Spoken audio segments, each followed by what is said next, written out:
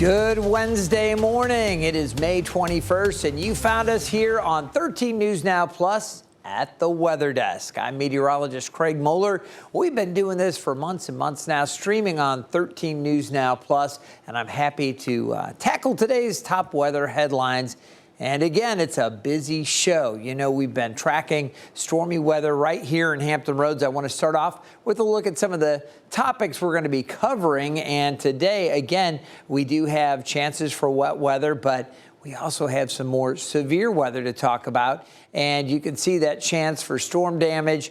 We're going to talk about that area that was heavily impacted, shifting east to the East Coast now. But we've got some pretty incredible video to show you, some more drone footage from storm damage that occurred with previous storms and some survivor stories. You know, the more of these stories you hear, your heart goes out to these folks. But again, these are stories of survival. So stay tuned for that. Out on the West Coast, a big heat up, some record heat or near record heat for parts of Southern California. We've got some safety tips we'll be passing along and talking about the heat out there. Also, a wildfire update on those wildfires we were talking about to the east of Phoenix. We'll have a little bit more on that. We're talking about the tropical season. You know, we're just a couple weeks from the Atlantic season beginning. The Eastern Pacific, it started a little bit earlier, and I'm going to show you what's happening out there. And again, tracking the rain chances here in the mid-Atlantic and the potential for more severe storms. We do have an area that we're concerned with down in eastern North Carolina. I'll show you that, and we'll look ahead with that holiday weekend forecast. So plenty to cover today as we dive in to the weather desk. Take a look at the storms as they've been rolling along overnight.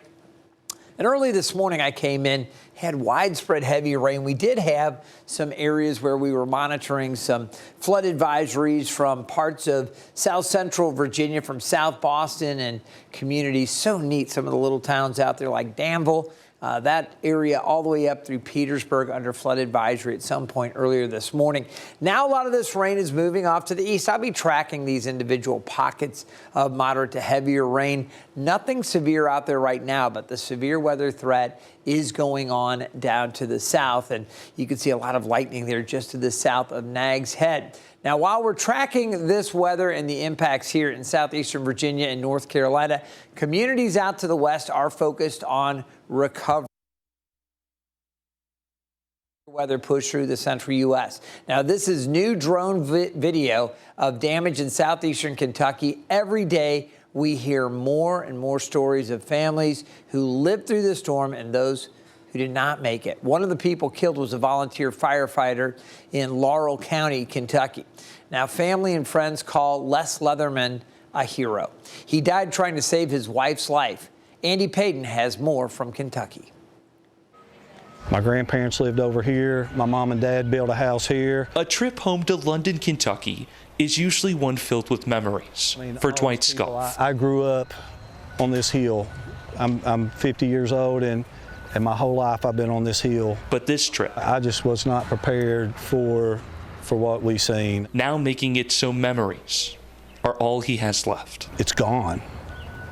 It's gone, you know, and where are they? Friday night, Dwight's sister Michelle and her husband Les were in their home when an EF3 tornado came for the Sunshine Hills neighborhood, tossing Les one way and Michelle another. She's got a lot of broke bones from her collarbone, her arm, her wrist, her ribs, her leg, her ankle. Amazingly, Michelle is alive, now in a hospital fighting for her life.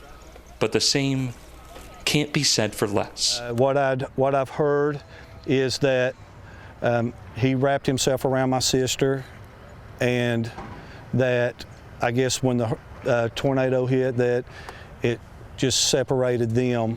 It's a big hit to our department. Les Letterman was a volunteer firefighter in his community for almost 50 years and Laurel County's Official of the Year in 2003. But most of all, he was a man who put his family before all else. His son, Evan, his wife, Michelle, and his grandchildren. That was his hobbies. Even until his final moments. That's what Les would have done. And it's why his brothers will now be there for them. If the roles were reversed, he would have done it for me. In London, Kentucky, I'm A.D. Payton. There are also countless stories of brave survivors from the severe storms. Social media has been flooded with images and videos of people experiencing the tornadoes in Missouri and Kentucky and living to tell the tale. One young family left their Kentucky home to try to find safety from the storm. But on their drive out, they found themselves caught right in the middle of a tornado. Sean Martinelli shares their story and how they're lucky to be alive.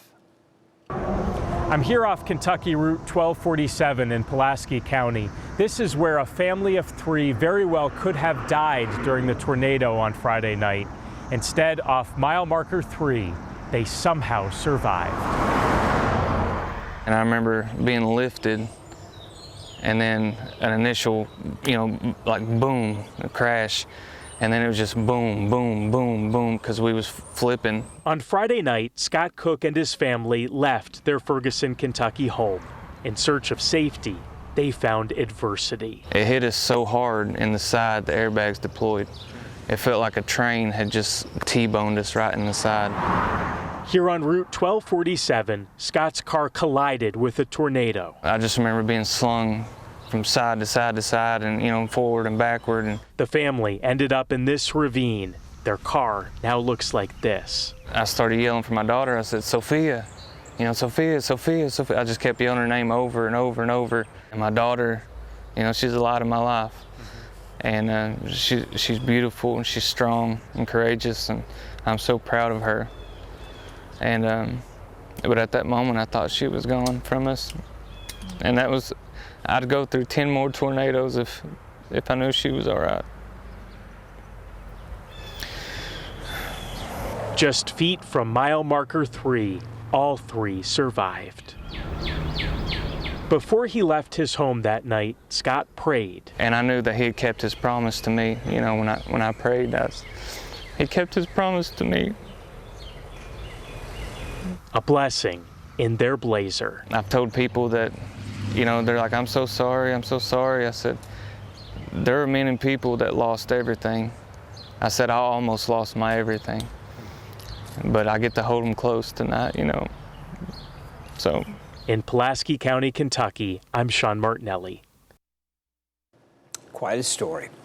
We're going to take a look at what's happening right now, and you can see across the Hampton Roads area, we're dealing with areas of rain. There's quite a bit of lightning associated with the cell that is just past the Outer Banks, that's south of Nags Head, south of Oregon Inlet, and those lightning strikes, most of them now offshore, but we've had 77 strikes here within the last half hour or so. So there is some lightning associated with that, some more wet weather out to the west. We're going to be tracking this for you. In fact, I've been looking at this stuff moving along between 25 and 30 miles per hour in general. So let me put a quick track on this, and then we're going to get back in to kind of the bigger picture. As these are moving along to the east-northeast, we could see some of this more intense rainfall again working through Norfolk, reaching Norfolk by about 10:30 or so to 10:40. Inland could eventually hit Poquoson and even hold on to the ocean front. These have been kind of packing, a little bit of punch, a little bit of windy weather, just, some outflow from some of these heaviest cells, but nothing that's damaging. So you might feel the breezes kicking up, certainly some heavy rain with reduced visibility at times. That was something Taylor was talking about during 13 News Now Daybreak Plus, that she was using the visibility maps not to show fog. There was no fog out there, but at times there was so much rain over some of the reporting sites that the visibilities were way down. So just something to think about there. It's wet up in the peninsula. We will, of course, keep a close eye to that, and I'll track more of this coming up throughout the show. I do want to talk kind of the big picture, and you see where the system is now with the wet weather. But as we put this into motion, again, you'll see the storms. This was from Monday evening. We had huge storms erupting across Missouri. That worked eastward through the day on Tuesday. Another round back across Kentucky, including London, that area that was hit so hard last week. And overnight, the showers were pushing towards the coast.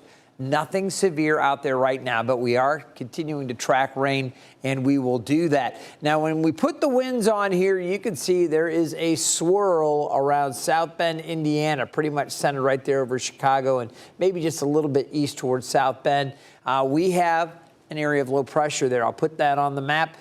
Extending from that, an occluded front to a triple point where we've got the occluded front, the warm front, and the cold front all meeting together. Another little area of low pressure there, and the cold front trails down to the south. Out ahead of that front, we've got a front, warm front that kind of stalls out across the Piedmont, and then another little wave of low pressure along that. Right now, we have warm and humid air down to the south. This is going to kind of lift, and our humidity will build. Last evening, I was out close to the ocean front, and it was cool. It was dry. It was really almost a little chilly at times, but we are going to see warmer and more humid air replace the cooler, dry air that's been in place. We'll deal with that. Temperatures today into the mid-70s. We'll be in the upper 70s tomorrow here in the mid-Atlantic, and then this front comes through. That's going to cool us down with cooler and drier air coming in for Friday and Saturday. It's going to be a gorgeous start to the weekend. But we got to get through this afternoon first. And when we take a look at the storm outlook from the Storm Prediction Center, you can see there's a level 2 threat, southwest Missouri into northern Arkansas. But we also have that threat for strong to severe storms across northeast or eastern North Carolina, right up to the Albemarle Sound and around Edenton, North Carolina. Now, for this area, the mid-Atlantic and specifically around northeast North Carolina into Hampton Roads, we might see a few of these cells with a little bit of gusty wind associated with them if they come together through the mid-afternoon, which is what this possibility is, all right? Hail, low risk, not overly concerned with that. Down to the south, though, once you get into the central portion of North Carolina, and I'm talking about the eastern area, but down to the south, you will see there's an area with an elevated tornado risk. Flooding right now is not expected to be a big issue. So how about that severe weather outlook? Across the south side, Hampton Roads, really right up to the edge of the south side. Once you get to the James River, it's basically areas south of the James River. And for the south side and northeast North Carolina, a level 1 severe threat, a marginal risk. That extends all the way out through South Boston, down through Raleigh, North Carolina, Rocky Mount, Roanoke Rapids, all of these areas under a level 1. Now, I mentioned the central eastern portions of the Carolina coast and really down to the south. This includes areas around the Albemarle Sound, Edenton, back over south of Elizabeth City, but Edenton and then Washington, Terrell, Dare counties. You go farther south along the Pamlico, the Outer Banks, again, south of Oregon Inlet. All of these areas, including Ocracoke, under a level 2 or slight risk for severe weather. And it's not just, you know, typical thunderstorms where you could have maybe some gusty winds or whatever. In this case, there's also the risk of tornadoes, and I'll show you that. So the general strong wind potential, there's that possibility, but it's the lowest tier of that. Hail may be a little bit of an issue for these areas. Again, outlook down to the south, there is kind of that second tier level for hail potential, but it's a tornadic threat as well. And again, this is south of Edenton now. You come south of the Albemarle and you find this area where you have a 5% chance of a tornado forming anywhere in this area within 25 miles of a point, anywhere in this area shaded in orange. So that's the second kind of level of tornado potential, and it would not surprise me at all to see a couple of isolated tornadoes, a couple warnings issued a little bit later this afternoon. So far, so good, but we do have that potential. And right now I'm hearing on our studios, which are located in downtown Norfolk, we can hear the rain coming down hard enough. I don't know if you can pick it up on my mic or not, but it is coming down right now, and we've got more of this moderate to heavy rain. So this continues for a little bit through 10 and 11. That's why we'll be on here streaming and covering some more of this. If you're watching here locally in Hampton Roads, stay with us about what time would it be? 9:45. I'll be back on the air taking a look at the rain and talking some more about the potential storminess. We do that now. We're streaming more and more on 13 News Now Plus. As we go through the afternoon, there should be some breaks, but here's the deal. With the temperatures this afternoon warming up a little bit, you can see low 70s in these areas already. By lunchtime, it'll be cooler to the north. We do have the potential for a few of these storms down to the south to be stronger. So while it looks like the rain maybe won't be quite as widespread, I mean, it's all over the place this morning. Where we do have some of those pockets down to the south it may be a bit stronger. So let me adjust the map a little bit. If you can see the winds here, they're circulating some of that energy kind of riding along that front. And this is where we have the potential for a few of these more intense cells. Our team here at 13 News Now will be watching all of this, looking for any signs of rotation. We'll let you know if we do get that. But there is that kind of second level elevated for tornado potential down in this part of the Tar Heel state. So we're watching for that as we go through 2 o'clock this afternoon. Again, a couple of these cells could be severe. That's the concern. Past 3 and 4, most of that stuff goes away. We'll get a look back up to the north to show you the rest of Hampton Roads. And I do think we catch a little break for a while heading into the evening. That would be nice. Hopefully the evening commute will be okay. Down to the south, maybe a little different story, but I'm hoping for Hampton Roads in the metro area a little bit of a break. More rain potentially with isolated showers or a couple of storms overnight. That stuff moves through. And then tomorrow, we look pretty good early on, but there could be a few more stray showers. You can see the model producing a couple of those hit and miss later on Thursday and maybe even Thursday evening. After that, the cooler, drier air sweeps in and we get a beautiful run of weather across the region. Now, our rain chances very high this morning. It's happening as we speak. As we go through the late morning and around noon, a little bit of a break, but maybe a few more of these storms popping up early afternoon. And then it's kind of hit and miss. Again, that focus is really going to shift a little farther to the south into central parts of the Carolina coast. So we're going to be watching down south of the Albemarle Sound. As you look ahead, there will be slight chances here and there, isolated to maybe scattered showers in a few spots, but I think for most of Hampton Roads, we'll see some breaks there as well. Slight chance tomorrow. Friday and Saturday look good. As far as rainfall potential here over the next 24 hours or so, could pick up to, say, a half an inch in several locations. Newport News, some localized areas to the north, Melfa, Chincoteague, maybe a little bit more, say a half an inch to an inch. So not a tremendous amount. That's why we're not as worried about widespread flooding or anything. I will mention the NAM model, one of our high-res models, does bite on that idea of some storms producing some more rain over Norfolk, but that's really the outlier. The GFS, the Euro, both with much lower amounts, and the graph, that's another high-res model, not showing nearly as much. So it really just kind of depends on where the cells form and if they move over your location or not. All right, our 7-day rain chances, well, we've got good chances now, obviously. Much lower tomorrow and Friday, that's right around midnight. I think later Friday into Saturday, we are gold with mostly sunny skies here in the mid-Atlantic. Sunday looks pretty good. Chances for a couple of stray showers late. Monday, Memorial Day, well, we do have a chance for a few isolated showers and additional showers next Tuesday. All right, we are going to turn our attention to the southwest U.S. You know, rain, hail, high winds, they're not the only weather headlines across the United States today. A heat wave arrived in Southern California, and some parts of the region out west could experience triple-digit temperatures again today. Palm Springs could get up to 107 degrees later today. And Inland Empire, which is around San Bernardino, could get up to about 100 degrees as well. Heat advisories are going to remain through tomorrow night, but there is some relief expected by Friday, just in time for the holiday weekend. Still, officials are stressing that residents really want to limit their time outside and stay hydrated. Health reporter Denise Diodore talked with experts on how to stay safe in the heat. One of the first things that we see is something called heat cramps. Your muscles just start to ache, essentially. You're definitely a little bit dehydrated.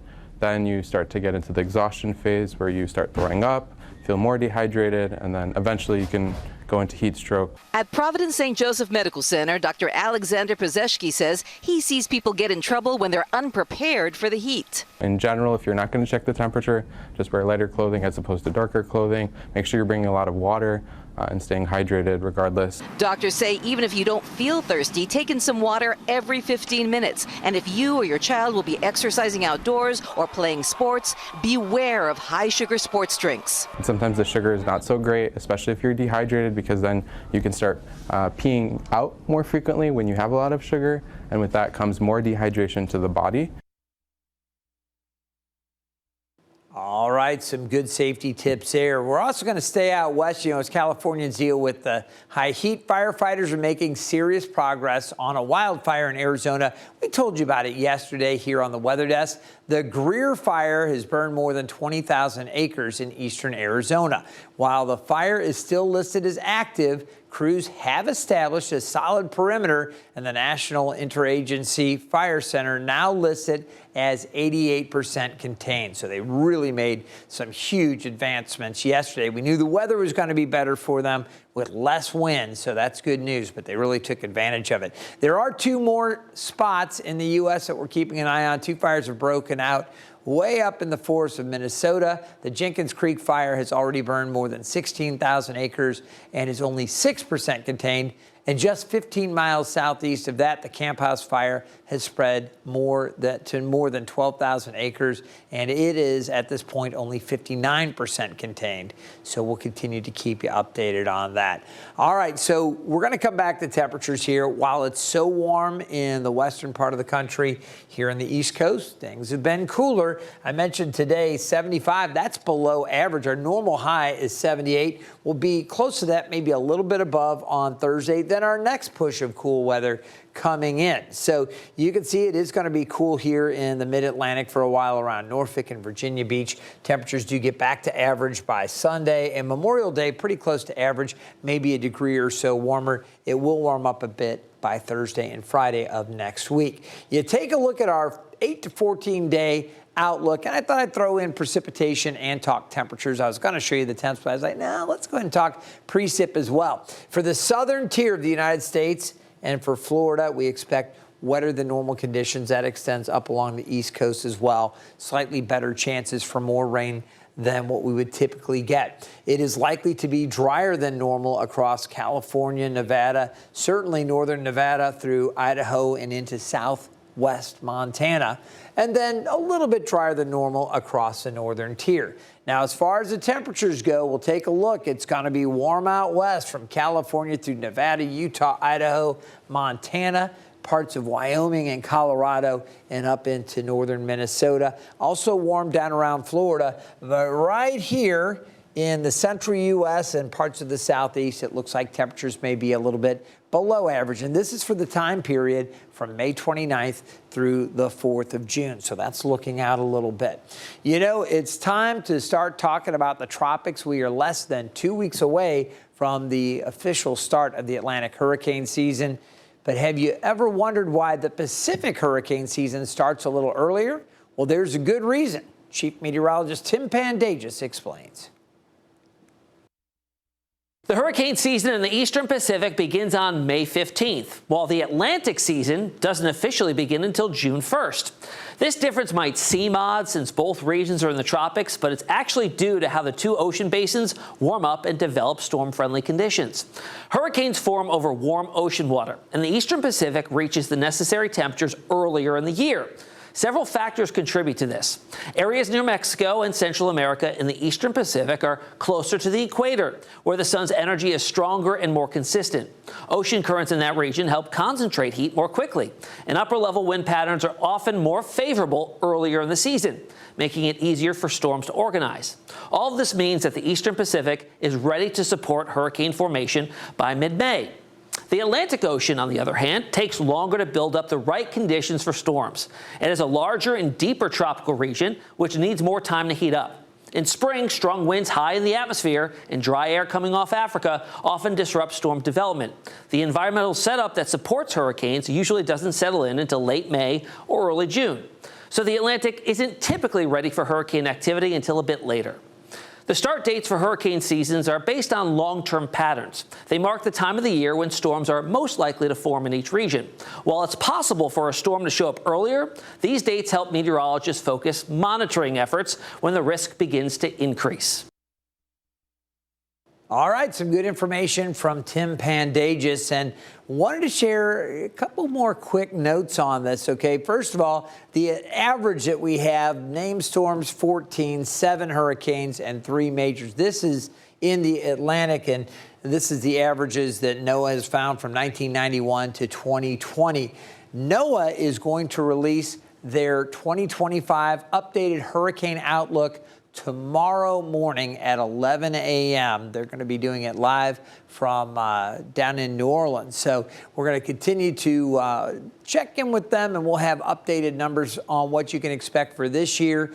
Again, the list of names, we'll see how many we go through. During an average year, we would go down through Nestor, but we'll see if it's going to be a little bit above average. That's kind of the thinking from Colorado State, and some of the other forecasters are kind of trending a little bit more towards a slightly more active year. We'll see what NOAA comes up with and keep you updated tomorrow.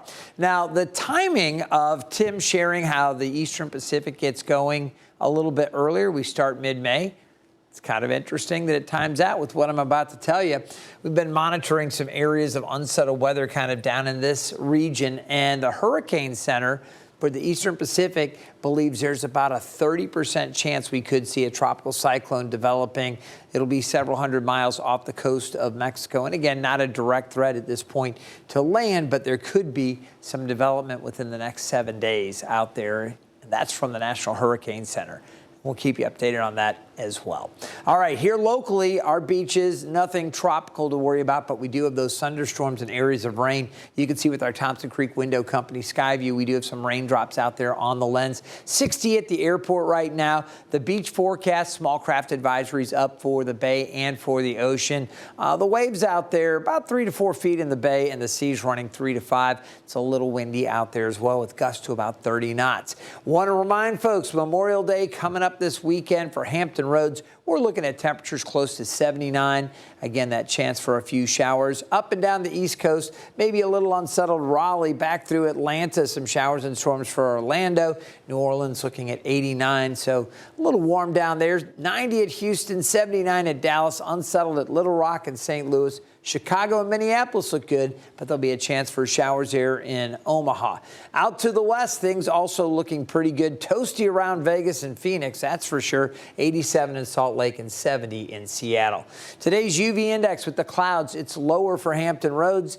And there's a look at our allergy report. We do have the low grass and tree pollen, that rain kind of knocking things down. All right, as we look forward, temperatures are going to warm up to near 79 on Thursday, 75 on Friday. We deal with the wet weather, some scattered showers and storms across parts of the area, and showers possible tomorrow, but a much lower risk. If we can, let's take this full, and I'm going to head back over to the pod for one more thing here. You can see we do have chances for sunshine, more of it coming up Friday and Saturday. Much drier air there. By Sunday, a chance for a few showers late, and we will look for that chance for a few isolated showers coming up on Memorial Day. Tuesday, rain likely, a little more likely, so we'll continue to watch that. All right, I want to go back to the satellite and radar images before we sign off here. And again, just take a look here and remind folks, if you are watching locally here in Northeast North Carolina or Southeast Virginia, I'm going to be back in about 15 minutes with another live stream where we're going to track these showers for you. We'll talk some more about local impacts and the potential for strong storms. This stuff right now approaching Ivor and Carsley in Surrey County there. You can see back across the peninsula, areas around Hampton and Langley Air Force Base. Wet. You've got wet conditions, showers around the East End, Newport News, and more scattered showers down to the south. All of this has been tracking along at about 30 miles per hour. That heavier cell right now approaching Deep Creek. That's going to fill in as it moves off to the east-northeast across Norfolk and northern parts of Virginia Beach. Already seeing rain, but we're going to see some heavier pockets from time to time. So if you can, again, if you're local, be sure and tune in. That'll be coming up at about 9:45. We'll be back with another live stream right here. All right. Well, I hope you've enjoyed this edition of the Weather Desk. Remember, you can always get our forecast, get our radar, have access to special weather alerts throughout 24 hours a day, 7 days a week. You get that stuff with our 13 News Now app. Scan that QR code, and it'll take you to the link. You download it. It's a free app, and it's got all of the information you could want about weather and news. All right, again, I hope you've enjoyed this edition of the Weather Desk. I'm meteorologist Craig Moeller. If you've got something you'd like me to address here on the Weather Desk, maybe you've got a weather topic that's interesting to you, or you'd like to see more of this or less of that, I'd welcome your feedback. Shoot an email to me at theweatherdesk@13newsnow.com. Have a great day, guys. Stay weather aware, and we'll see you tomorrow right here on the Weather Desk.